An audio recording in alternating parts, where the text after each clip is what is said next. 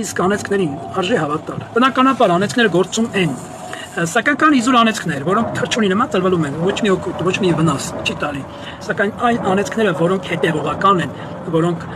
պատճառի հետևանք է, ասենք դու մեկին ցավացրել ես շատ խիստ, կամ վնասել ես, կամ թալանել ես, կամ վերջը մի վատ վիճակի մեջ ես հասցրել, տվյալ անձը քեզանից ծել է։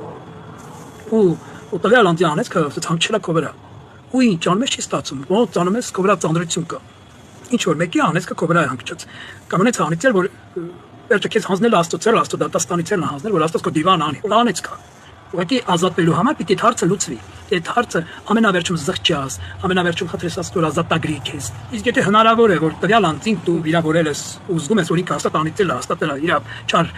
անեծքներն ակո վրա հանգչել, հաշտվի, բարություն արա, շնորհ ցուցաբերի, մեղարի, զղջա նման տվյալ անձի առաջ, վերջը շահի, այդ նա քո ոսոխն է, ու ավետարան ասում, Տերն ասում, որ ճանապարհի քո ոսոխի հետ հաշտվի, թե չէ որ նա հասար դատավորին, նա կմատնի քեզ դատավորին, դատավորը կտա քեզ զինվորին, ոստիկանին, նա քեզ կնետի ճաղելի ետևում, եւ դու երկար ժամանակ ճաղելի ետևում մինչեւ քո վերջին հակարակի չվճարես, այնտեղից դուրս չես գա։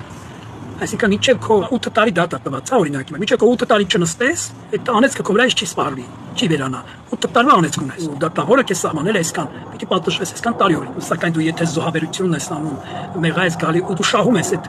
տվյալ ոսոխի սիրտը ճանապարհին, դեռ դատավորին չհասած շահիր, որպեսզի բրծնես, ազատվես, փրկվես։